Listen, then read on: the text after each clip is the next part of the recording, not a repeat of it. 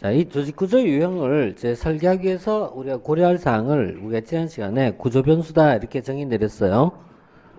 구조변수라는 얘기를 하면서 여기는 기본 변수가 있고 상황 변수가 있었는데 이때 기본 변수의 이제 세 가지가 있었다라고 했고 그 중에 하나가 복잡성 그리고 또 하나 공식성 세 번째 직관성 이 세 가지였죠. 복잡성이란 말은 무슨 뜻이었다? 분화의 정도. 그 다음에 공식성이란 무슨 뜻이었다? 문서와 법규와 표준화의 정도. 그 다음 직관성이란 말은 권한의 집중과 분산의 정도. 이렇게 이제 정의를 내렸어요. 그 다음에 이와 같은 형태가 모두 높은 형태를 기계적 구조다라고 했고요. 그 다음에 모두 낮은 형태를 유기적 구조 이렇게 봤어요. 그 다음 기계적 구조가 모두 높았지만 유기적 구조는 모두 낮았는데 이렇게 이제 이분법으로 설명하기에는 사회는 너무 복잡한 사회예요. 우리가 이제 이렇게 두 가지만 있는 것이 아니라 이 안에 여러 가지 유형이 있을 수 있다라고 봤어요. 여기에 해당된 것이 데프트가 얘기했던 그 다음에 조직 유형입니다. 이 데프트에 대한 부분이 이제 지금 516쪽에 해당된 내용 보고 있죠. 이 내용을 정리할 때 일단 이제 유형 자체가 역시 좀 미리 좀 선점해 있어야 돼요. 그래서 기, 사, 매, 수, 내 이렇게 다섯 가지가 추가됩니다. 기, 사, 매, 수, 내 그대로 가져가면 돼요. 기사, 매수, 기사를 매수, 기사를 매수, 기사를 매수해요. 기사를 매수했어요. 자, 매수. 자, 근데 이 중에 이제 중요한 게 두 가지예요. 기능 구조와 그 다음에 사업 구조가 중요해요. 기능 구조, 사업 구조. 기능과 사업 구조를 알면은 나머지 내용들은요, 좀 따라가기 좀 쉬워져요. 오른쪽 페이지 보면은 기능 구조와 사업 구조에 대한 이제 뭐 이렇게 저 그림을 하나 만들어 놓은 게 있는데, 이건 이제 참고로 활용하시고, 오늘날 많은 기업들은 전통적인 조직 구조의 가장 많은 형태를 기능 구조로 봤어요. 근데 기능 구조의 형태에서 지금은 사업 구조로 많이 변화되는 시점이에요. 실제 많이 변화가 됐었고 대략 한 10년에서 20년 사이에 많은 기업들은 대부분 다 사업 구조 형태를 채택하고 있습니다. 자, 기능 구조는 기능별로 부서화된 것을 기능 구조로 불러요. 공동 기능별로 부서화된 것이에요. 그러니까 안에서 조직 내에서 공동으로 수행하는 기능이 있어요. 그 공동으로 수행하는 기능이 자 예를 들어서 기능 A가 있어요. 기능 B가 있고 그럼 여기에 속한 것이 사기업이라면 생산을 담당한 부서도 있을 거고 그 다음에 총무를 담당한 부서도 있을 거고 또 마케팅을 하는 부서도 있고 이런 식으로 나눠져 있단 말이에요. 이거 하나하나를 우리 뭐냐면 기능 구조라고 부릅니다. 그래서 이렇게 기능 구조 형태를 채택하고 있는 것이 일반적 조직입니다.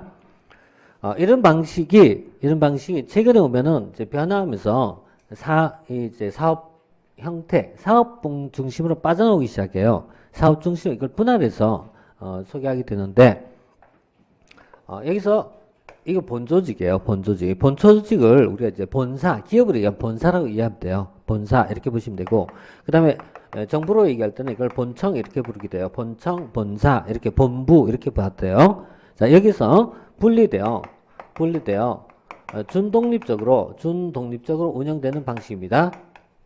준독립적 운영되는 분리되어 독립된 부서화의 형태를 채택하고 있어요. 우리 분리됐다, 분할됐다라는 말을 쓰는데 이것을 원어 그대로 쓰면요.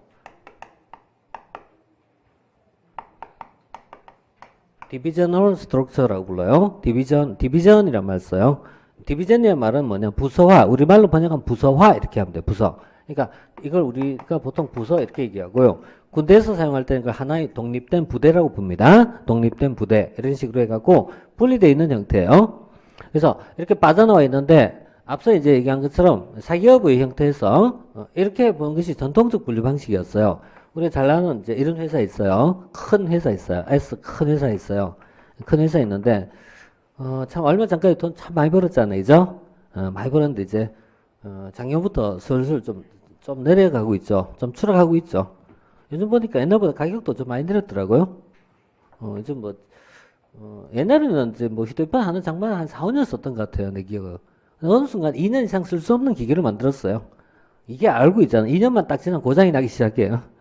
배터리 어느 순간 갑자기 급격히 떨어지기 시작해갖고 아주 너무 짧은 것 같아요. 폰 바꾼 건 진짜 싫어요. 왜냐면은 안에 전화번호 다 바꿔야 되잖아요. 그 기계로 넘어간 것도 있는데 인식 안 된 것도 많거든요. 진짜 귀찮아요, 진짜. 근데 여간에 이제 얘들의 경우에 그럼 옛날에는 이것이 휴대폰에서 돈을 벌었는지 아니면 에어컨을 팔아서 돈을 벌었는지 냉장고에서 돈 번지 명확하게 떨어지지가 않아요. 왜? 얘들이 서로 각각 자기 일을 수행하면서 전체적인 산출이 나왔잖아요. 근데 지금 뭘로 바꾸자 이것을? 현재는 이 회사는 전부 다 어때요? 사업부제 형태로 다 운영되고 있어요. 그래서 6개의 섹터로 나눠져 갖고 여기 보면 뭐 이제 네트워크 파트 따로 있고 가전제품 따로 있고 이런 식으로 다시 나눠져 있어요. 그래서 얘들 하나하나가 뭐냐면 독립부서의 방식으로 운영됩니다. 그럼 이쪽의 경우에는 자, 반도체를 생산하는 업체가 되는 거고 이쪽에는 뭐 세탁기를 만드는 회사가 되고 이런 식으로 해서 하나하나 분리되어 있어요. 분리되어 있고 그 다음에 본사의 조직 같은 것이 A, B, C, D 기능이 이 안에 어때요? 독자적으로 따로따로 운영되고 있습니다. 그럼 여기 회계 옛날 이쪽 회계 총괄이 있지만 지금 어때요? 회계가 부서마다 따로 있다는 얘기예요. 이런 식으로 독자적으로 운영되는 방식을 사업부제라고 부르기도 하고 사업구조라고 부르기도 해요. 자, 그래서 얘는 특징이 산출물 중심으로 운영되는 조직이에요. 이때 산출물이란 말, 이거 하나를 산출물이라고 부르는 겁니다. 산출물 중심이기 때문에 독립된 부서이기 때문에 성과 관리가 대단히 용이하다 이렇게 봐요. 성과 관리가 대단히 용이하다. 그 다음에 하나의 부서가 독자적 운영되기 때문에 자기 완결적 조직 구조를 가지고 있다라고 해요. 자기 완결적 조직 구조. 하나가 따로따로 생존이 가능하다라는 얘기입니다. 이렇게 자기 완결적 구조, 산출물 중심으로 운영되고 있고 그 다음에 분리되어 운영되는 방식을 말한다. 이렇게 봅니다. 자, 이것을 말 그대로 사업 중심이다 해서 사업 중심이다 해서 사업 구조로 부릅니다. 사업 구조. 그래서 지금 많은 회사들은 많은 기업들은 대부분 다 어떤 이런 방식입니다. 사업 구조 방식으로 분할되어 있어요. 이렇게 이제 봐 있고 요즘 공무원 시험도요. 노량진에서 진행되는 많은 공무원 시험 학원들은 이런 방식이 참 많아요. 그러니까 이제는 교육이라는 게 하나의 뭘로 본다? 하나의 독립된 영업사업으로 보고 있어요. 물론 전통적인 학원도 있긴 해야지만 대부분 다 학원 중심이 아니라 큰 기업 속의 하나의 사업 부서 방식으로 학원을 운영하고 있어요. 그 중에는 옛날에 보면요, 뭐 정수기 파는 회사도 있었고, 뭐 이제 아니 IT 업체가 좀 굉장히 많아요. IT 업체 중에 하나의 파트가 뭐죠? 사업인 거예요. 그러니까 목표가 자체가 뭐였다? 기업의 목표를 가지고 있고, 그 다음에 가장 중요한 것은 매출의 확대를 통해서 주식회사 상장하는 것이 중요한 목표로 변하고 있는 시대예요. 그래서 교육이 하나의 어떻게 보면 이제 너무나 지나친 영리화가 아니냐 이런 생각이 드는데 뭐 교육이 영리 아니라고 부정할 수는 없지만 그래도 조금 좀 많이 변질됐어요. 자, 이렇게 이제 빠져있는 형태를 이제 사업 중심이라고 부르긴 합니다. 이렇게 부르고 자, 지금 이 두 가지가 우리가 조직 구조를 공부할 때는 가장 핵심인 거예요. 이 두 가지만 이해해두면 나머지 전부 다 이제 여기에 대해서 복합적으로 결합된 형태가 많아요. 자, 그 다음에 이렇게 이제 기능 중심의 구조와 산출 중심은 각각 장단점이 있어요. 기능을 했을 때 장점은요, 이 부서가 어때요? 전부 다 규모가 작을까 클까? 한 부서 전체, 한 회사 전체를 이제 몇 개 기능을 나눈 거기 때문에 규모가 전부 다 크단 말이에요. 그래서 여기 장점은 규모의 경제를 통하여 능률성이 높다. 이게 이제 장점이에요. 반면 이렇게 사업 부서로 가면요, 좋은 점은요, 환경의 변화에 대해서 뭐가 필요하다? 적응이 좋다는 얘기예요. 신축적 적응이 좋다는 얘기예요. 그래서 신속한 대응성, 신속성 또는요 신축성 이런 것이 굉장히 높다. 변화에 대해서 신속한 대응성이 굉장히 높다. 이게 장점이 될 수 있어요. 예를 들어서 이 중에 뭐 예를 들어서 이제 냉장고 사업이 별로 시원찮다. 그럼 어때요? 냉장고 파트를 어때요? 줄여버리면 되는 겁니다. 줄여버리면 돼요. 또는요 뭐 이제 갑자기 또 카메라 수요가 늘었다. 그러면 어때요? 카메라 사업 파트를 확장시키면 됩니다. 그래서 개별적인 성과를 측정한 거란 말이에요. 여러분들 이 회사에 들어가면은 다 돈 많이 받는다고 생각하세요? 아니에요. 이 회사 안에서도 어떤 부서는 성과 인센티브가 여기 많이 나오고 또 이쪽은 적게 나오고 이게 다 다른 거 이게. 우리는 여기에 들어가면 전부 다 억대 본다고 생각하고 있지만 그거는 몇 개 안 돼요. 자, 이렇게 이제 나눠져 있습니다. 그래서 신축성이 굉장히 좋다는 얘기예요. 이것이 두 개의 이제 장점이거든요. 이 두 개의 장점이 되는데 그럼 이 두 개를 이렇게 컨비네이션해서 볼 수 없느냐라는 것이 나와요. 이것을 뭐라 부른다? 세 번째 매트릭스라고 불러요. 매트릭스. 매트릭스를 이중 구조라고 불러요. 이중 구조. 이중 구조 이렇게 부르는데요. 매트릭스는요, 기능 플러스 사업 구조입니다. 문장이 이렇게 들어가죠. 기능 구조와 사업 구조를 화학적 결합하였다. 화학적 결합하였다. 그래서 두 가지를 이제 화학적 결합을 통해서 한 것이다. 라고 하는데, 매트릭스란 말이 우리가 이제 행렬을 보통 매트리스를 부르죠. 행렬 형태. 이걸 매트릭스 이렇게 부르죠. 매트릭스. 그래서 보통 우리가 표로 이렇게 정리하면 이걸 매트릭스 분류 방식으로 한다. 이렇게 얘기한단 말이에요. 근데 매트릭스란 말이 이제 영화에서 매트릭스하고 똑같은 의미예요. 영화에도 보면 매트릭스가 한동안 되게 유행했고 그 이후에 아류 작품이 굉장히 많이 나왔어요. 그리고 매트릭스 저 멀리 원조는 있잖아요. 디지몬 어드벤처예요. 늘 얘기하지만은 디지몬 세계와 현실의 세계를 연결한 거란 말이게. 이 누가 5명의 아이들이 그래서 두 세계를 모두 지키기 위해서 결성됐단 말이지. 그 형태가 바로 에드워드 크러쉬인데 이렇게 이제 두 개를 연결했다라는 의미에서 이걸 이제 이중 구조라고 불러요. 예를 들어서 영업점이 있어요. 영업점이 있으면요. 영업점이란 건요. 자, 본사의 영업 부서가 있고요. 그 다음에 지역 본부가 있단 말이에요. 그럼 이때 이 영업점은 지역 본부 소속이기도 하지만 또 하나는 본사 소속이기도 합니다. 이런 걸 이중 구조라고 부릅니다. 이중 구조. 이런 형태로 되어 있는 형태. 이렇게 들어갈 수도 있고요. 또 이제 우리가 대사관이 있어요. 대사관 해외에 대사관이 있는데 해외 대사관에 가면은 역시 같은 맥락이게 이 대사관 소속의 이 직원이 있어요. 이 직원은 또 하나의 소속은 어디 소속된다? 본국의 소속이에요. 그러니까 예를 들어서 이쪽에서 농림부라든가 또는 산업부라든가 산업자원부가 있어요. 이 사람은 어때요? 산업자원부 소속이면서 대사의 지시를 받는 구조예요. 이런 걸 이제 매트릭스 구조라고 불러요. 아니면 이제 정보부 있죠. 정보부 소속으로 또 이렇게 들어와 있기도 해요. 이 사람은 신분은 어때요? 대사관 직원인데 무슨 뭐 참사관 뭐 이런 식이에요. 이렇게 돼 있는데 사실은 누구죠? 이쪽에 이게 어디죠? 국정원이지, 그지? 이런 식으로 이중으로 들어가 있기도 해요. 이런 형태가 되게 많이 나와요. 이걸 매트릭스라고 부릅니다. 그럼 매트릭스는 장단점이 있을 수 있어요. 얘는 양쪽의 전문성을 모두 활용할 수 있다는 장점이 있어요. 전문가의 두 군데 활용이다라는 장점이 있어요. 하지만 단점은요. 이쪽과 이쪽이 내용이 달라지면 어떻게 될 것이냐. 지시가 달라지면 어떻게 될 것이냐. 소위 뭐죠? 조정의 문제가 어려워져요. 조정이. 자, 이것이 매트릭스 구조 이렇게 보시고요. 자, 교재에서 필요한 말 좀 체크해 봅시다. 자, 517조 기능구조. 기능구조는 조직 전체 업무를 공동 기능별로 부수한 것으로서 그 다음에 있는 말 체크해봐요. 기능구조. 첫 번째, 수평적 조정의 필요성이 낮을 때라고 되어 있어요. 수평적 조정의 필요성이 낮을 때. 그 다음에 자, 세 번째 보면요. 규모의 경제를 제고할 수 있다라고 되어 있죠. 규모의 경제. 장점이죠. 자, 그 다음에 사업구조. 사업구조란 산출물에 기반을 둔 것으로서 자기 완결적이라고 부릅니다. 자기 완결적 이렇게 부릅니다. 그 다음에 네 번째 보면 성과에 대한 책임 소재가 분명해져서 성과 관리가 유리하다라고 되어 있죠. 그 다음에 다음에 매트릭스.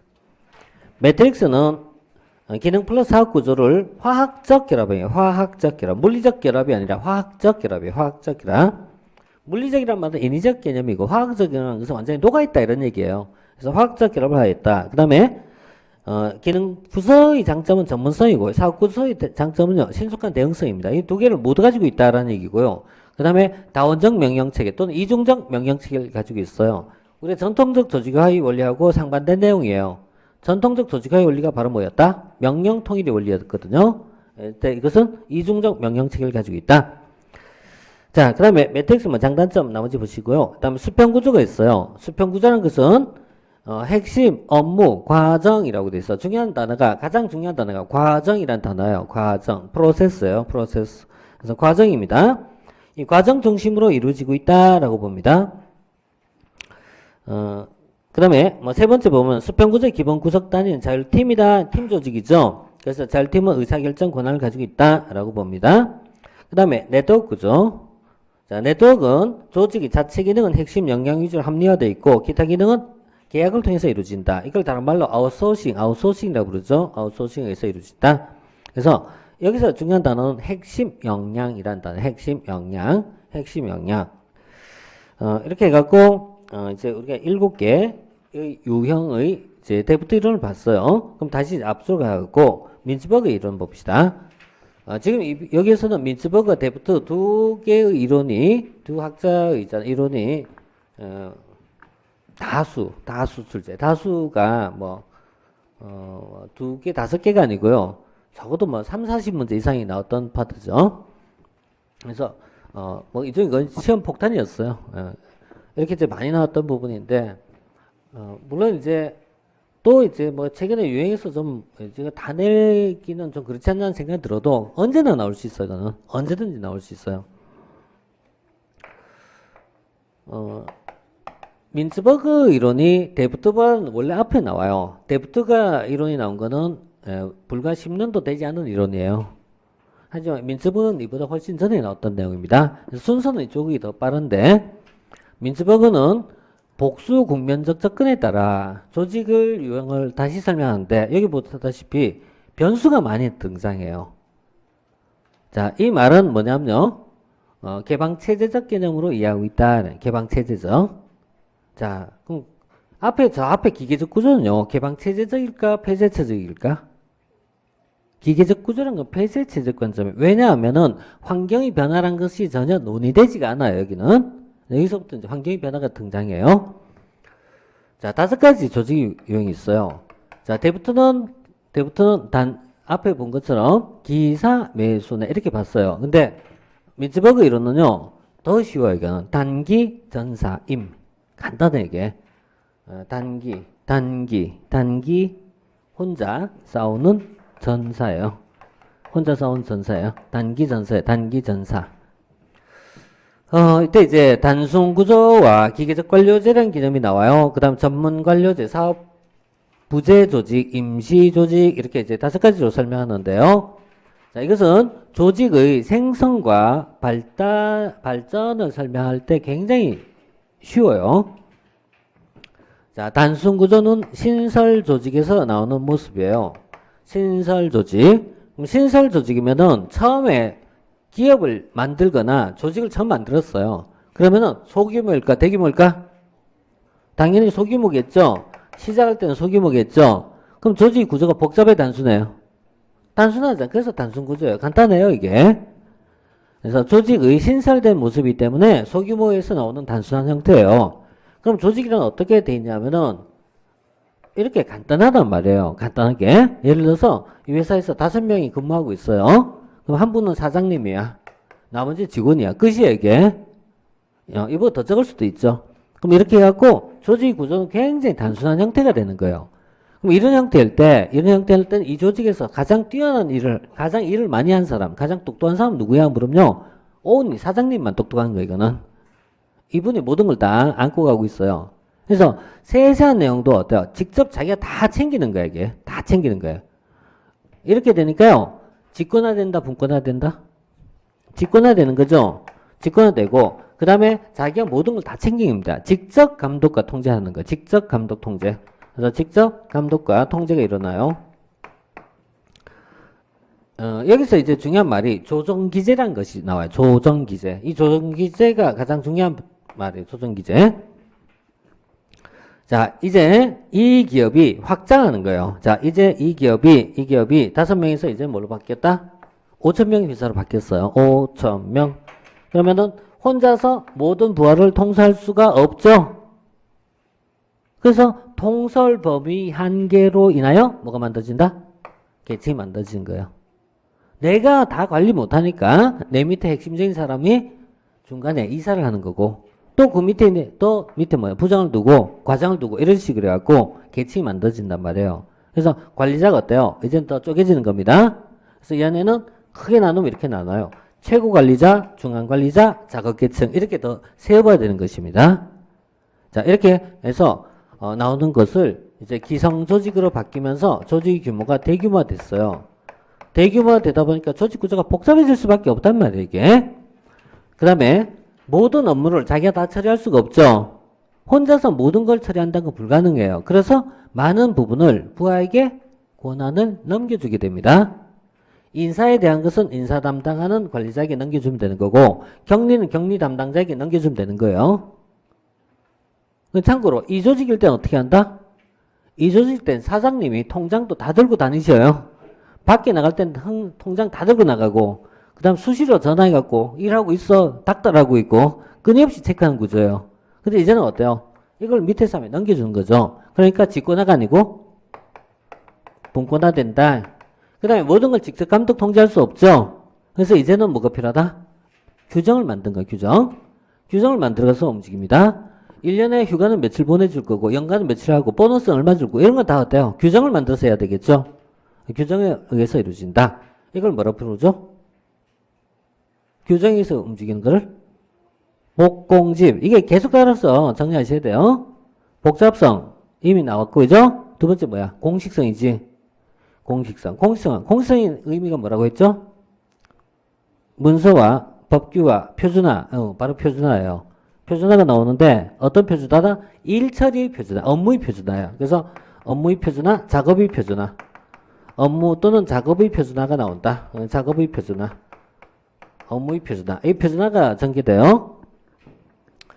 민츠버그 이론도요. 이 두 가지만 이해하면요. 전체 내용이 이제 반 이미 접수됐습니다. 자, 나머지는요. 여기서부터는요. 각각 특성을 반영해서 들어가면 돼요. 예를 들어서 전문관료제라는 것은요. 기술성이 굉장히 높은 파트예요. 대표적인 케이스로서 병원이라든가 학교라든가 연구소 같은 경우가 있어요. 이런 경우에는 병원 같은 경우는 뭐가 필요하다? 기술성이 중요시돼요. 그래서 여기는 기술의 표준화 이렇게 표현합니다. 그 다음에 사업부재 조직이라고 있어요. 이 사업부재 조직이 우리 앞에서 봤던 뭐하고 비슷하다? 디비저널 스트럭처, 사업구조와 비슷하단 말이에요. 그러니까 사업구조의 특징이 뭐냐면 산출물 중심으로 부서된 겁니다. 그래서 무슨 표준화다? 산출의 표준화 이렇게 쓴 거예요. 산출의 표준화. 그러니까 산출의 표준화. 기술의 표준화, 산출의 표준화. 이게 뭐냐면 조정의 방식이에요. 조정의 방식. 그리고 마지막에 임시조직이 있어요. 이걸 흔히 에드호크라시라고 불러요. 에드호크라시라고 표현하는데 이와 같은 경우는 상호조정이라고 표현해요. 상호조정. 자, 지금 얘기한 게 민츠버그가 얘기했던 5가지 조직의 유형입니다. 이렇게 해서 보시면 되겠고요. 자, 지금 본 부분을 교재 안에서 정리하시면 되겠죠. 교재 안에서 정리하시면 되겠고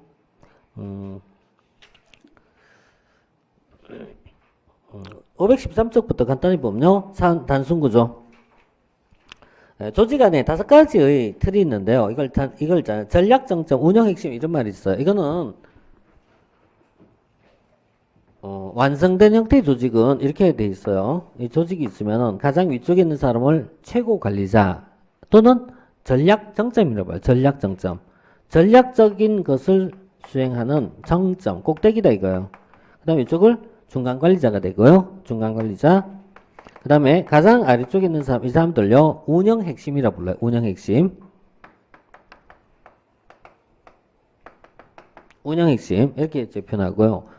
일선 작업층을 얘기해요. 일선 작업층인데, 현장에서 일하는 있잖아요. 이런 직원이라는 말을 쓰기보다는요. 뭐 핵심 이렇게 쓰면 뭔가 좀 있어 보이잖아요. 좀 좋게 보이려고. 운영 핵심. 그 다음에 이걸 서포트해 주는 것이 있어요. 이걸 기술 지원과 기술 구조. 그리고 지원 참모 이렇게 나눠 지원 참모. 보통 우리 뭐 비서실이라든가 연구실이라든가 이런 파트를 얘기합니다. 이래서 이렇게 다 만들어진 완성된 형태의 조직이 어디에 속한다? 두 번째 기계적 관료제예요. 그래서 이 부분이 만약에 단순 구조일 때는요. 소규모니까 나눠질 게 없잖아요. 그러니까 이 단순 구조와 같은 어디 갔죠? 이런 형태일 때는 조직은 그냥 이거밖에 없는 거 이게. 그래서 전략 정점과 그냥 운영 핵심밖에 없는 거예요. 하지만 이 기성 조직이 바뀐 이 기계적 관료제의 모습일 때는 방금 얘기했던 5가지 모습이 다 나오더라는 얘기예요. 이렇게 세팅화되어 있는 걸 얘기하죠. 자, 이것을 기계적 관료제에서 나오는 특징입니다. 그래서 기계적 관료제의 특징이 대부분 대규모 조직에서 발생한 것이다 라고 보는 거죠. 자, 그 다음에 다음 페이지 보시면은 단순하고 안정적 환경하에서 작업의 표준을 중시한다 라고 되어 있죠.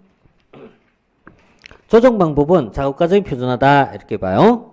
그 다음에 전문관료제가 있어요. 전문관료제 같은 것은 복잡하고 안정된 환경에서 그 다음에 운영 핵심이 큰 비중을 차지하고 있어요. 아까 우리 본 것처럼 어때요? 연구실 같은 데 생각하면 되겠죠? 그래서 연구기관이라든가 병원이 있어요. 이런 경우 운영 핵심이 중요하다라고 보는 것이죠.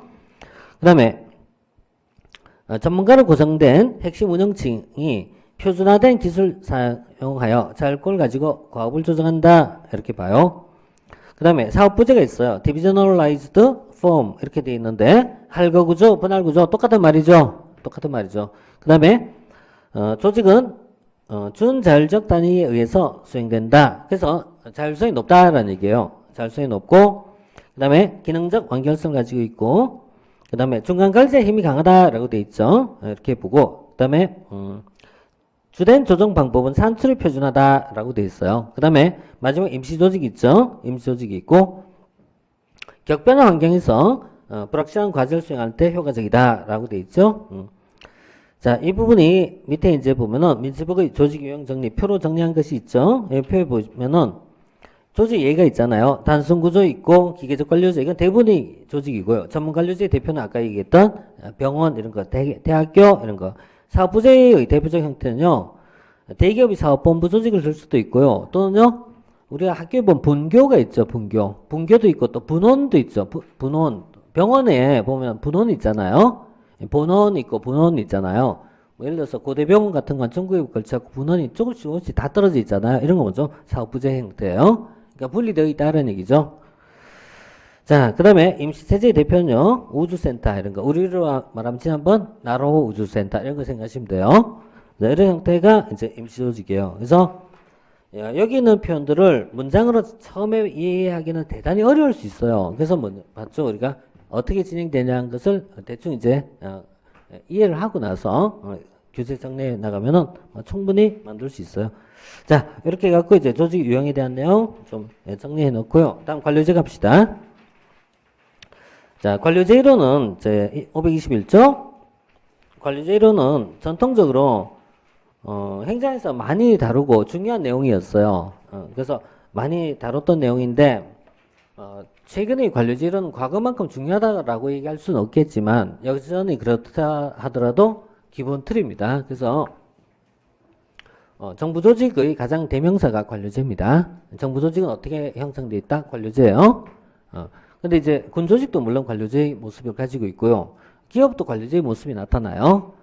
이때 이제 이 관료제라는 부분은 관료제에서 특징이 있어요. 특징, 뭐 장점이라든가. 그다음 두 번째 관료제의 문제점, 단점이 있어요. 그래서 장점, 단점 이런 내용들을 이제 파악하는 것인데 관료제 이론은 원래 관료제라는 것은 옛날부터 있었던 게 아니라 1900년경에 막스 베버라는 독일의 사회학자가 창안한 겁니다. 자기가 만든 거예요. 만든 것. 그래서 베버라는 사람이 관료제 이론을 만들어요. 그럼 베버의 관료제 이론이 방금 나온 것이 1900년이에요. 이렇게 나오는데 베버의 관료제 이론이 이후에 갖고 많은 비판을 받아요. 많은 비판을 받게 되는데 그 비판이 꼭대기에 있는 것이 1970년대와 80년대의 비판점이에요. 그럼 1970년대나 80년대 비판하면서 관료제는 사망하였습니다. 라는 이른바 탈관료제 이론이 등장하게 돼요. 그래서 탈관료제 이론에 따라 관료제는 죽었습니다. 이렇게 얘기하거든요. 그런데 뒤에 갖고 천만의 말씀 이러면서 다시 있잖아요.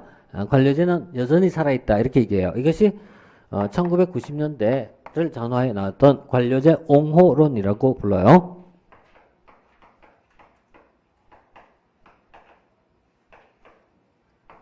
자, 이렇게 이제 베버의 관료제 이론은 이후에 현재까지 기본 틀입니다. 다만 이거에 대한 어떤 비판점과 관계 탈관료제 이론이 있었고 비판에 대한 재비판이에요. 비판에 대한 재비판의 관료제 옹호론이 등장하게 돼요. 물론 이제 사견으로는 이쪽이 난 중요하다고 생각을 해요. 그렇지만 시험은 이쪽이 거의 안 나와요. 지금까지 딱 한 문제 나온 게 다니까. 그래서 사실상 나올 확률이 별로 없어요. 그러면 얘와 얘를 비교하는 정도거든요. 두 가지를 비교해갖고 얘는 어떤 특징이 있고 얘는 어떤 특징이 있을까? 이걸 이제 찾는 거예요. 그런데 베버의 관료제 이론이 그럼 왜 나오게 됐을까라는 어떤 배경이 있겠죠. 배경이 있고 여기에 대해서 관련된 이론이 있겠죠. 배경과 이론을 좀 이해하고 나서 기본적 특징을 우리 이제 체크하는 것인데, 벨버의 이 이론을 이념형 관료제다 이렇게 표현해요. 이념형 관료제다라는 말은 현실에 존재한 것이 아니다. 상상은 가상으로 만든 거 이게. 이렇게 하면 좋겠다라는 것을 자기가 그려본 거예요. 우리 이제 역사를 공부하다 보면은 실학자들이 실학사상이 있어요. 실학사상을 나중에 여러분 역사 공부하다 보면은 두 개가 있어요. 경세치용학파와 이용후생학파라고 있어요. 이들 한쪽은 농업의, 한쪽은 상공업의 진흥을 통해서 국부를 발전시키자 이렇게 얘기하거든요. 근데 그 당시에 실학사상이 채택됐을까 안 됐을까? 거의 채택이 안 되거든요. 하지만 실학사상이 뒤에 영향을 준단 말이에요. 영향을 줘갖고 개화사상이라든가 의병 활동이 중심이 되는 토대가 되거든요. 이것도 사실상 그런 측면이 좀 강해요. 그래서 초기에는 어떤 이론이 다 있잖아요. 현실화된 건 아니에요. 자, 배경을 이제 볼게요. 배경이 이제 1880년대에서 1900년의 이 시점이에요. 이 시점이 어떤 시점이다? 산업사회로의 발달이 시작됐던 시점이란 말이에요. 산업사회 성숙과 발달이 나왔던 시점이란 말이에요. 그러다 보니까 사회에서 무엇이 필요하다? 전문성과 능률성이 요구되는 시대다라고 보는 거예요. 이렇게 해서 어떤 전문성이나 또는 능률성이 요구되는 시대였다. 이런 속에서 어떻게 하는 것이 가장 효율적이고 능률적인 것이냐라는 논의가 나옵니다. 그 다음에 이 이론은 나중에 미국에 영향을 줘요. 미국에 영향을 줘갖고 얘가 미국에서 바로 뭐죠? 과학적 관리론, 그리고 뒤에 갖고 뭐죠? 행정관리학파가 성립되게 되는데 많은 기여를 하게 돼요. 그러니까 이게 자체는 독일에서 나왔지만 독일이 다시 어때요? 이런 이론적인 흐름이 대서양을 건너서 미국으로 건너가게 됩니다. 그래서 이후에 과학적 관리법이라든가 또는 행정관리서를 성립하게 될 때 영향을 주게 됩니다. 그 다음에 기본적 특징은요. 이 특징만 정리해주면 돼요. 이 특징. 이 특징의 기초를 우리는 이미 공부를 했어요. 어디서 공부했다? 기계적 구조에서 이미 봤단 말이에요. 사실은 내가 논리 전개를 역방향 잡은 거예요. 기계적 구조란 것이 나온 것은 1960년대 나온 얘기예요. 이건 언제였죠? 1900년에 나온 거니까 그보다 6, 70년 전에 나온 이론이에요. 그러니까 이게 정교한 이론이 아니에요. 정교하지 않고 그냥 얽히설키 이렇게 몇 가지만 정리해주면 돼요, 이게. 자, 첫 번째 뭐였다? 이거 뭐라고 했죠? 계층제 구조예요, 계층제. 두 번째, 이건 뭘까요? 업무를 나눠서 하는 겁니다. 이걸 전문화 또는 분업화라고 보면 되죠. 다음 세 번째, 모든 것은 규정에 의해서 문서에서 업무를 처리합니다. 공식성이라고 부르고요. 네 번째, 권한은 집중되어 있다. 집권적이라고 불러요. 그리고 다섯 번째, 신분보장. 이게 기본 틀이에요. 자, 이렇게 대충 만들어 놓은 것은 다시 정리하기 위해서 얘기한 거죠. 그런데 이와 같은 내용들이 1960, 70년대 하면서요, 사회가 바뀌는 거예요. 바뀌는 거예요. 어떻게 바뀐다? 자, 60, 70년대 하면서 이 사회가 불확실성이 높아지기 시작해요. 불확실성이 높아지기 시작하였고, 그 다음에 정보화 사회가 전개되고요. 정보화 사회가 도래하고요. 좀 더 붙인 포스트 모더니즘이 등장, 이런 것이 들어가고요. 그 다음에 신자유주의와 같은 물결이 80년대 이후에 나타나요. 이런 흐름 속에서 기성의 관료제는 문제가 있다. 기존의 관료제는 문제가 있다. 해서 관료제 비판론이 나옵니다. 그리고 이걸 이론적으로 뒷받침해 주는 것이 1970년대에 나온 것을 신행정이라고 불렀죠. 신행정. 그 다음에 1980년대 이후에 나온 것을 신공공관리라고 불렀죠. 그리고 또 공공선택 이론이 있죠. 그래서 이들에 의해서 기존의 관료제를 비판하면서요. 관료제는 사망했습니다. 이렇게 얘기를 한 거예요. 이렇게 얘기하고 앞에 특징은 전부 다 어떤 다른 특성을 가져요. 다른 특성. 그러니까 대비된 말로만 쭉 적어주면 돼요. 예컨대 계층보다는 탈계층을 강조하고요. 그 다음에 분업화보다는 전문화보다는 통합적 업무 수행을 강조하고요. 공식성보다는 비공식성을 강조하고요. 영구적 조직보다는 임시조직 형태를 강조해요. 이런 형태가 탈관료제의 특징이에요. 자, 이런 탈관료제의 특징이 있었고요. 그러다 보니까 탈관료제가 모든 걸 해결할 줄 알았지만 또 그것도 아니다 해서 다시 어때요? 관료제 옹호를 나와요. 이 옹호를 얘기했던 것 중에 하나가 이른바 블랙스버그 선언을 불러요. 블랙스버그 선언을 통해서 관료제의 정당성을 언급하게 되거든요. 자, 관료제의 정당성을 언급하게 되었다. 이게 이제 관료제 옹호론의 틀입니다. 그래서 전체적인 맥락은 이런 개념이에요. 그럼 당연히 이제 그럼 우리가 정리할 땐 얘와 얘가 어떻게 다를까? 이런 내용이거든, 결국 본질이. 그리고 관료제는 어떤 장점이 있었고, 그 다음에 뒤에 갖고 어떤 문제점이 있을까? 관료제 병리라고 불러요. 병리. 시험에 가장 많이 나왔던 문제는 관료제 병리거든요. 왜 관료제 병리는 결국 이 탈관료제로 이어지기 위해서 나온 내용이에요. 그래서 이게 좀 시대적으로 본다면 조금 좀 이제 좀 시들을 해야 되지 않을까라는 생각해도 그럼에도 불구하고 시험은 끊임없이 이쪽 나오는 파트예요. 자, 그러면은 이 중에 이제 첫 번째 특징에 대한 거 바로 좀 캐치하고 이제 넘어가서 이제 하나씩 정리해 봅니다. 교재 잠깐 읽어볼까요? 521쪽. 자, 관료제는 현대사회 한 조직의 모습으로 나타난다라고 볼 수 있습니다. 그리고 관료제란 계층제적 구조를 토대로 합리적 지배가 이루어지는 조직을 말한다라고 얘기하고요. 배벌한 사람이 이제 이걸 얘기했죠. 자, 그 다음에 관료제에서요, 구조적 측면과 기능적 측면이라고 해서 소개하고 있어요. 이건 사실 큰 의미는 없는데, 구조적 측면은 우리가 앞에서 공부했던 내용이에요. 어디서 봤냐면은 행정과 경영의 유사점이에요. 행정과 경영은 다음과 같은 측면에서 유사점을 가진다. 5가지 언급했었어요. 자, 행정과 경영의 유사점 5가지 중에서 한 개라도 한번 얘기해 보세요. 1번 관료제적 성격. 그죠? 2번 관리기법의 적용성. 3번 수단성. 그죠? 그 다음 4번 봉사성. 5번 협동적 집단 행위성. 도대체 이 중에서 한 개도 안 떠오른다 이거지. 그래서 중요한 거는 잊어버리기 전에 또 보는 게 중요한 거예요. 자, 이때 이제 처음에 나온 게 뭐죠? 구조적 측면인 거예요. 그러니까 사기업도 존재한다 이거예요. 정부 조직에만 있는 것이 아니라 사기업도 존재한다. 이게 구조적 측면의 관료제입니다. 그래서 이런 내용이었고 지나갑시다. 그 다음 베버의 관료제 갑시다. 자, 베버가 관료제 이론을 이제 성립하게 된 것은요, 19세기 말 독일 사회를 배경해서 나타나요. 그럼 19세기 말 독일은 어떤 사회였을까? 낙후된 사회. 아니, 독일은 발전한 나라가 아닙니까? 아니에요. 아니에요. 독일은 언제 발전했다? 20세기 이후에 발전합니다. 독일은 사실은 옛날에 18세기 이전에 독일이라는 나라가 없습니다. 독일은 정확하게 말하면 독일 연방공화국이에요. 왜 연방공화국이다? 여러 개의 주국가가 모여서 하나의 연방을 형성해요. 바로 이것에서 비스마르크가 독일 통일을 만들거든요.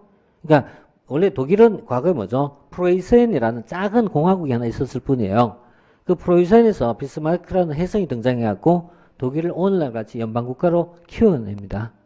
그래서 독일의 어떻게 보면 건국의 아버지라고 얘기할 정도로 대단한 사람인데요. 이렇게 얘기하면 또 독일 얘기 또 지도 안 그릴래요. 하여튼 유럽이 있어, 그지? 유럽이 있어. 이렇게 있잖아, 이게. 이렇게 있잖아요. 이렇게 있잖아요. 이렇게 있는데, 이게 뭐 덴마크 있고, 노르웨이 있고, 프로이센은 여기 작은 국가예요. 이 프로이센을 확장시켰고 이만한 독일로 만들어버립니다. 이게 이제 요 당시 시기예요. 그래서 독일은 사실은 원래는 없던 나라예요. 대신에 이쪽에는 옛날 보면 신성 로마 제국이라는 큰 틀이 하나 있었어요. 이게 붕괴되고, 이러면 또 역사를 또 얘기해야 돼. 베스트팔렌 조약하고 몇 가지 얘기해야 되는데, 일단 지나갈게요. 서양사 좀 공부하세요. 서양사. 저는 이게 필요하다고 생각해. 한국사도 중요한데, 한국사와 서양사를 같이 해야지 균형 있는 것이 아닌가 이런 생각이 들어요, 이게. 그렇다고 있잖아요. 저 멀리 있잖아요. 뭐, 시리아가 어쩌고, 이딴 거는 진짜 머리 아파. 이건 머리 아프고, 오리엔탈 이런 건 좀 안 하면 좋겠어. 그렇지만은, 그리스 이후부터 이건 좀 알아야지. 서양의 역사, 우리 역사 같이 알아야지. 맞지 않을까, 이런 생각이에요. 자, 여간에 독일이 통일을 이뤘던 이 시절인데, 참고로 1830년대 영국에서 방직기가 7,000대가 돌아갈 때, 이때 프랑스는 300개가 돌아가고 있어요. 독일은 아무것도 없어요. 러시아는 그것도 나라야 이렇게 했던 시점이에요. 이런 시점에서 각각의 국가마다 어때요? 적어도 30년 이상의 격차가 벌어졌던 그 시점을 얘기한 거예요. 그래서 독일이 후진국이었다 이런 얘기예요. 후진국 독일을 뭐가 필요하다? 근대화가 필요하다라는 관점에서 나온 것이 이 관료제 이론입니다. 그래서 독일의 어떤 낙후성을 극복하기 위해서 나온 것이다 라고 보시면 돼요.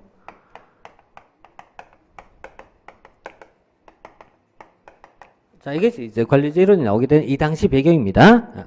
이런 내용이 나오고 이걸 가지고 밑에 있는 내용을 그냥 읽고 나가면 그만인 거예요. 왜냐하면은 아래쪽에 보시면 있잖아요. 사회적 평등이 자본주의 발달 뭐 있잖아요. 전문가 신분제도 철폐 이런 말이 나오거든요. 이런 말들은 그 당시 영국을 기준 잡으면 이미 다 이루어진 상태예요. 이루어진 상태고 독일은 아직 이루어지지 못한 상태이기 때문에 이걸 해봐야 된다라는 개념에서 나와요. 그러면서 여기 보면 권위 형태라는 것이 있어요. 권위 형태와 관료제 형태가 나오는데 권위 형태 보면 이런 말을 써요. 카리스마적 권위가 있고 그 다음에 전통적 권위가 있어요. 전통적 권위, 그 다음에 카리스마적 권위, 그리고 합법적 권위가 있어요. 이때 전통적 권위를 바탕으로 전통적 지배가 이루어져요. 전통적 권위하에 전통적 지배가 이루어진다. 이것을 가상관료제라고 불러요. 그리고 카리스마적 권위를 바탕으로 카리스마적 지배가 있고 그 다음에 합법적 권위를 바탕으로 합법적 지배가 일어나는데 이 합법적 지배가 이루어진 것을 근대 관료제라고 정의합니다. 근대 관료제. 그럼 참고로 독일은 19세기 말 독일은 이 세 개 중에서 어디에 가장 근접했을까? 아래쪽에 근접했을까? 아니란 말이에요. 이게. 이런 상태가 아니라 독일은 어때요? 아직도 이 속에 머물고 있단 말이에요. 그래서 이런 말 써요. 인치가 아니라 법치로 가야 된다. 이런 말 쓴 거예요. 사람의 지배가 아니라 법의 지배가 필요하다는 얘기. 이 말은 법의 지배가 없기 때문에 이런 말을 쓰게 돼요. 그래서 독일의 이 당시 상황은 이렇게 낙후된 상황이었어요. 이 상황에서 이렇게 가야 된다는 개념 속에서 만들어진 이론입니다. 자, 배부 이론의 성격은 넘어갈게요. 배부 이론의 성격은요, 이념형이라 불러요. 이념형이란 말은 현실에 존재한 것이 아니다. 현실에 존재한 것이 아니다. 그럼 어디 있는데? 이상상태거든요. 이상상태. 이상상태를 그려본 것이다. 그리고 공사조직 모두에게 적용이 가능하다는 보편성을 추구하고 있다라고 얘기합니다. 그래서 배부 이론의 문제는 여기서 문제는 딱 두 개밖에 안 나와요. 솔직히. 배부의 이념형 관료제는 첫째 현실에 존재한 것이 아니다. 두 번째 후진국의 적용이 용이하다. 틀린 거예요. 이거. 어디 나온 거죠? 선진국을 모델로 한 내용입니다. 그 다음 동양의 사회에서 발견될 수 있다 없다? 없다 이런 얘기예요. 배부라는 사람은 이런 말 써요. 서양이 동양보다 앞서게 된 가장 큰 이유는 서양에는 근대 관료제가 있기 때문이다. 이런 말 써요. 그러니까 서양이 동양보다 앞섰던 여러 가지 이유는 어때요? 뭐가 있었다? 근대 관료제가 있기 때문이라는 얘기예요. 1800년 되면요. 동양 서양에서 어느 정도 사상 정치 이런 것이 서로 파악하고 있던 시점이에요. 예, 뭐 이 당시면 이제 어느 정도 서로 상황을 알 수 있는 상황이거든요. 자, 그 다음에 근대 관료의 특징 넘어갈게요. 자, 근대 관료의 특징 보면 교재 한 7개 정도 언급되어 있어요. 그리고 다시 이제 오른쪽에 보면은 관료제 역기능이다라고 했어요. 역기능에서 한 뒤에 한 10개 정도 언급되고 있어요.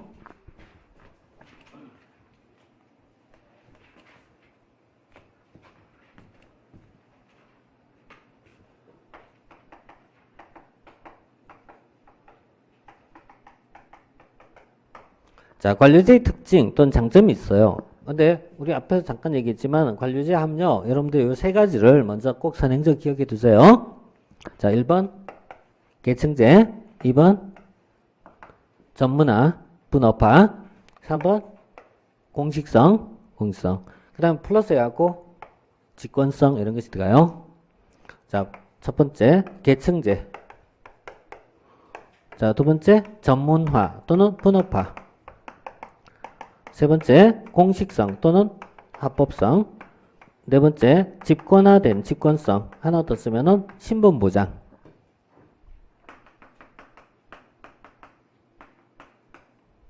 자, 이게 근대 관료의 특징인데요. 그럼 이 중에서 계층제가 있어요. 계층을 통해서 업무를 수행합니다. 물론 신속성도 있지만 권한과 책임의 명확성을 가져와요. 권한과 책임의 명확성이 나타나고요. 그 다음에 전문화를 통해서 업무의 생산성이 높아질 수가 있어요. 그 다음 공식화를 통해서 수행하다 보니까 장점이 몇 가지가 있는데 우리 앞에서 공식화라는 개념이 뭐라고 표현했다? 문서화, 법규화, 표준화 이렇게 말씀드렸죠? 그러니까 첫째 뭐죠? 문서주의입니다. 관료제의 가장 고전적인 이제 내용 중에 하나가요. 관료제는 뭐냐? 문서로 시작해서 문서로 끝난다 이런 말 써요. 모든 게 문서예요. 문서로 시작한다. 물론 이게 오늘 와서 비판이 돼요. 왜? 문서가 너무 많아지니까 비판점이 되지만 어떤 이 문서주의가 첫째요. 자, 그 다음에 규정에 의해서 업무를 수행한다. 규정에 의해서 업무를 수행한다. 합법적 업무 수행입니다. 그 다음에 세 번째, 비정의성이란 말이 있어. 비정의성. 비정의성, 다른 말로 비개인성 이렇게 불러요. impersonalism, 비개인성이란 말이 있어. 비정의성. 자, 이 세 번째 특징이요. 관료는 감정에 의하지 않고 이성적으로 업무를 수행하자. 감정적 업무 수행이 아니라 이성적 업무 수행이에요. 자, 이성적 업무 수행이란 말은 대단히 좋은 의미예요. 좀 더 추가하면 이런 얘기예요. 혈연, 지연, 학연에 구속되지 않고 이런 걸 벗어나서 혈연, 지연, 학연 없이 또 증오나 열정 없이 이런 거예요. 증오나 열정 없이 주어진 일만 한다. 이게 비정의성이에요. 이 비정의성이라는 말을 쓰게 되는데 이 대단히 이제 필요한 내용입니다. 그 다음에 이 직권화되어 있는 구조고요. 그 다음에 또 뭐죠? 신분보장이에요. 신분보장이 있기 때문에 직업적 안정성이 높아요. 직업적 안정성이 높으면요, 이 공직을 평생 직장으로 삼고 일할 수 있어요. 이런 부분이 이제 근대관리의 특징이라고 볼 수가 있어요. 그런데 이와 같은 특징은 현대오면서 많은 한계점, 문제점 또는요 비판점이 나와. 이걸 흔히 관료제 병리라고 이렇게 표현하고 있어요. 관료제 병리라고 할 때는 근대관료제의 문제점을 지적한 말이에요. 자, 첫째, 계층제는 굉장히 좋은 측면이 많지만 권한과 책임이 명확한 이런 장점도 있지만 참여를 어렵게 해요. 참여를 어렵게 하고 경직성을 가질 수 있어요. 자, 경직적 업무 수행이라든가 참여가 어렵다 이런 것이 나올 수 있고요. 그 다음에 전문성은 뒤에 갔고요. 장점과 단점이 다 있을 수 있는데 전문화로 인해서 문제점이 나와요. 이것을 우리 앞에서 언급한 적이 있죠. 우리 앞에서 훈련된 무능이다 이렇게 말 썼죠. 훈련된 무능. 베블렌이 얘기했죠. 베블렌이 말했던 훈련된 무능이라는 말은 전문가로 인하여 시야가 좁아지는 것이다. 시야가 좁아진 것이다. 훈련된 무능 이렇게 부르죠. 훈련된 무능 이런 것이 나올 수 있고요. 또 할거주의라는 병폐가 나올 수 있어요. 할거주의. 역시 전문화로 인한 문제점 중에 하나죠. 자, 그 다음에 문서주의로 인해서 문서가 너무 많아진 거예요. 이것을 레드테이프라고 부릅니다. 레드테이프라고 표현해요. 레드테이프란 말을 쓰는데요. 이게 문서 과다화 현상이에요. 문서 과다화. 문서가 너무 많아진다. 과다화 현상을 레드테이프라고 표현하고요.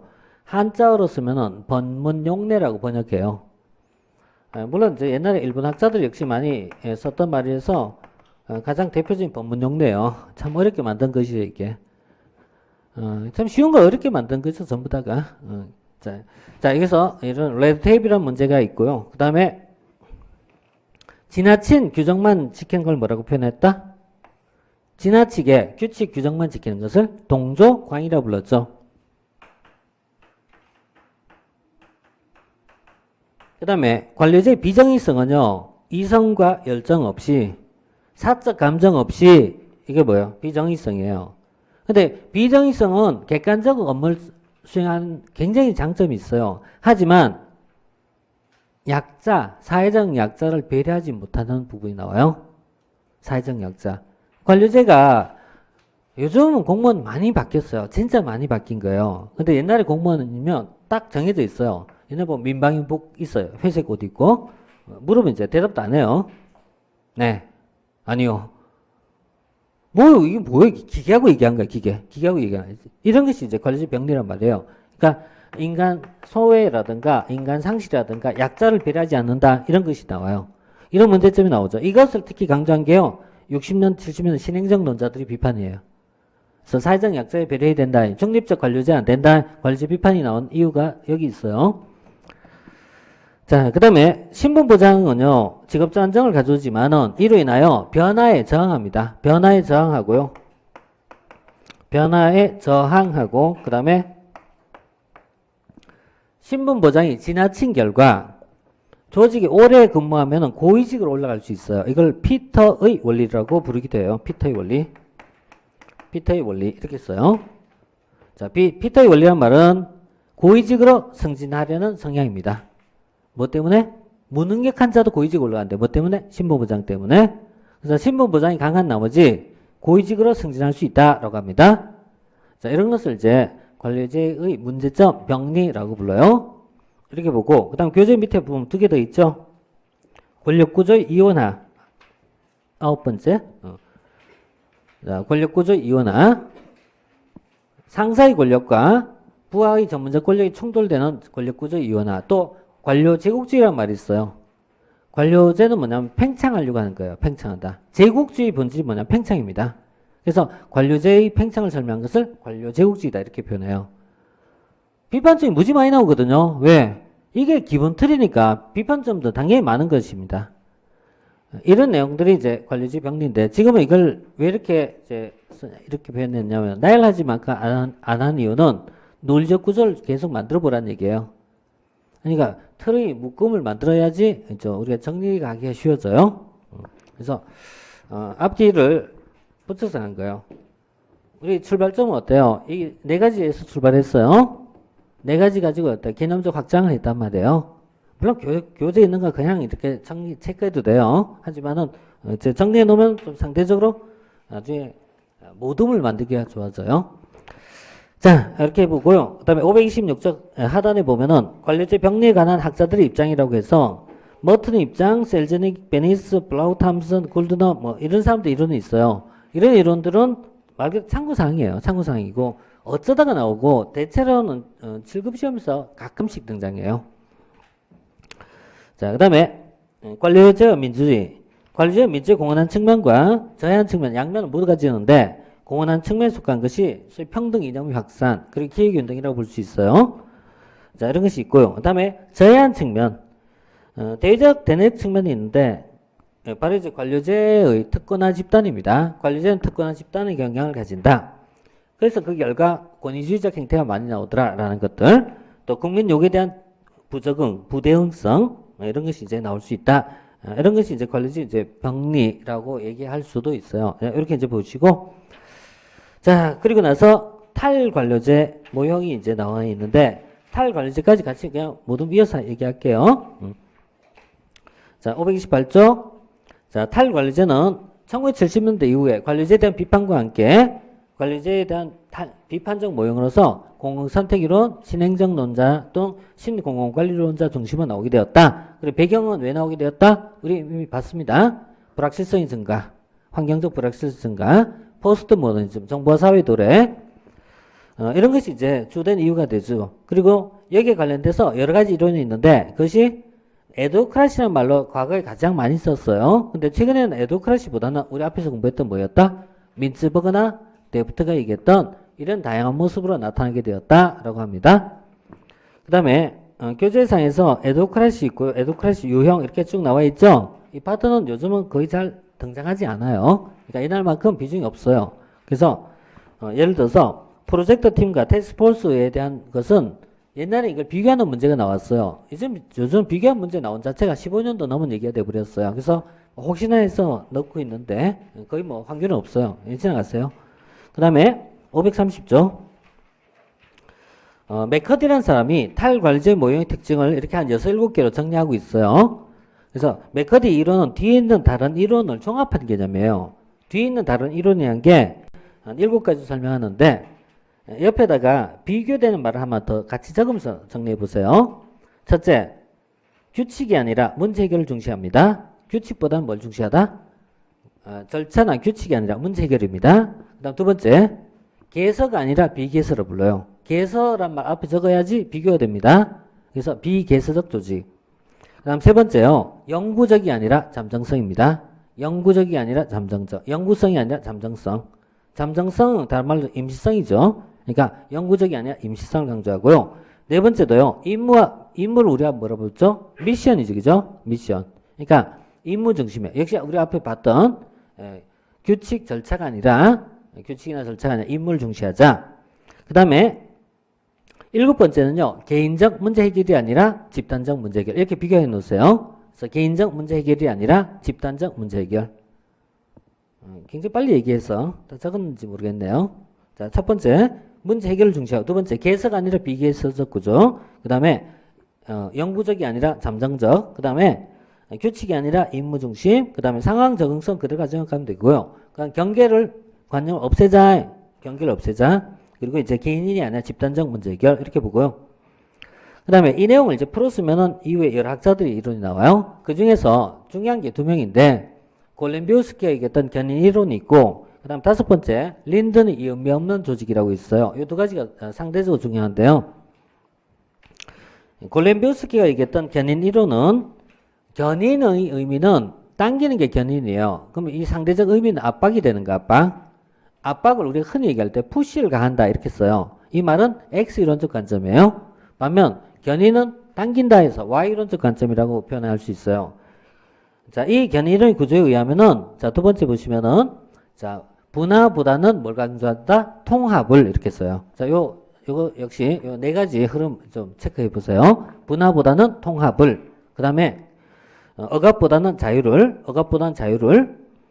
또 안정보다는 새로운 것을 또 뭐 변화를 이렇게 하면 되겠죠. 안정보다는 변화를, 그 다음에 이 기능보다는 일의 흐름을, 흐름을 우리가 과정이라고 부를 수 있어요. 그래서 일의 흐름, 기능보다는 일의 흐름을 이렇게 쓰고 있고요. 기타 이제 베니스의 잠정적 구조, 커카트 연합적 이념형, 테이어의 비계석 구조. 테이어 딱 한 문제 나왔네요. 한 문제. 린든의 이론 한 4-5문제 나왔고요. 골렘비우스키도 한 2-3개 정도 나왔고요.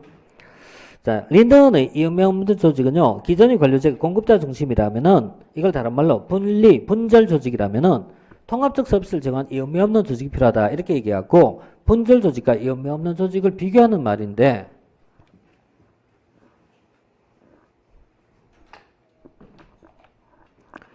전통적인 정부 조직은 공급자와 수요자가 있어요. 수요자라고 얘기하면 시민이겠죠? 공급자라고 얘기하면 정부잖아요. 정부는 어떻게 돼 있죠? 업무 부서가 이렇게 나눠져 있어요. 이게 분업화의 원리죠. 전문화의 원리죠. 그럼 자, 내가 정부에게 집을 하나 건축하기 위해서 정부를 찾아갔더니 정부에서 얘기하기를 국방부에 가서 이게 군사상 문제가 없는지 확인해 보라고 그래요. 국방부에 갔더니 다시 그 다음에 환경부에 가서 또 물어보래요. 환경부에 갔더니 또 다른 부서에 가서 또 물어보래요. 그래서 몇 바퀴 돌고 나니까 화난다. 이거는 누굴 위한 것이다? 공급자를 위한 조직입니다. 그래서 누구 중심이다? 행정편의주의란 말이에요. 이게 행정중심이란 말이에요. 조직이 분절돼 있죠. 분절돼 있단 말이에요. 최근에 이걸 어떻게 하자? 조직 간의 경계를 약화시키고 내가 한 군데 업무를 처리했으면 얘가 알아서 처리해갖고 나에게 답을 주세요. 이걸 뭐냐면 원스톱 서비스, 다른 말로 통합 서비스라고 불러요. 그래서 통합적 서비스를 제공하자 또는 원스톱 서비스, 한 번에 끝내라 이거죠. 원스톱 서비스. 이것을 이제 비분절 조직이라고 불러요. 그래서 비분절 조직은 시민과 정부 사이에서 경계를 없애고, 그죠? 얘와 얘 사이 경계를 없애고 정부 부서 간의 경계도 좀 줄여라 이렇게 얘기해요. 이것을 린든은 이 의미 없는 조직이다라고 불러요. 자, 이렇게 이제 보시고요. 그리고 그다음에 532쪽 탈관리제 한계점. 자, 탈관리제는 만병통치약이 이것도 아니에요. 자, 보세요. 탈관리제는 우리 앞에서 봤을 때 개설하고 했어, 비개설하고 했어요. 비개석 조직이에요. 탈관리제는 영구적 조직이에요, 임시적 조직이에요. 임시적 조직이에요. 그러면은 조직이 임시적이면요, 이 속에 있는 직원은 내 신분이 안정화되어 있다고 못 느끼겠죠. 신분상 불안정이 올 거 아니겠어요. 그래서 이 조직에 나름대로 기여하고 싶은 부분이 약해질 수밖에 없어요. 그 다음에 개서가 없다는 얘기는요, 부서 간에 얘와 얘 사이에서 이견이 났으니까 조정하기가 쉽지 않다는 얘기예요. 그래서 뭐가 어렵죠? 비계수의 문제점이 조정의 문제점이 나와요. 조정과 통합의 문제점이 있어요. 조직 불안정성이 나와요. 그러니까 조직이 불안정해지고 그 다음에 조정과 통합이 어려운 이유는 뭐 때문이다? 이런 탈과제의 특성 때문에 나온 것이란 말이에요. 자, 이런 것이 나오고요. 그 다음에 인간이 기본적 욕구에 미흡하다 이런 말이 있어요. 1960년대 이후의 인간관은 어떤 인간관일까요? 자, 앞에서 보기를 뭐였죠? 경제적 인간, 사회적 인간, 자아실현적 인간. 1960, 70년 자아실현적 인간까지 올라갔어요. 인간의 뭘로 보죠? 굉장히 높게 보는 거예요. 근데 사실은 기본적 욕구도 중요한 거예요. 경제적 측면도 중요하단 말이에요. 그래서 기본적 욕구에 미흡하다 이런 말 써요. 기타 책임 한계가 명확하지 못하다. 이거는 팀 조직 특징이죠. 팀 조직은 어때요? 업무가 공동의 업무를 수행하다 보니까 책임이 불명확하죠. 그래서 나온 현상이 바로 이제 책임 한계의 불명확성이에요. 그래서 이런 이유로 인하여 탈관리제도 한계가 있다. 그래서 다시 뭐죠? 관리제 옹호론이 등장하게 되었다. 끝. 여기까지 보십시오. 여기까지 보시고 자, 이번에 좀 여러 개를 좀 언급하다 보니까 문맥이 끊어지면 안 될 것 같아서 붙여하다 보니까 좀 많이 지나갔네요. 자, 잠시 쉬었다가요. 공식, 비공식 조직, 개선 망료 이런 내용 들어갑시다.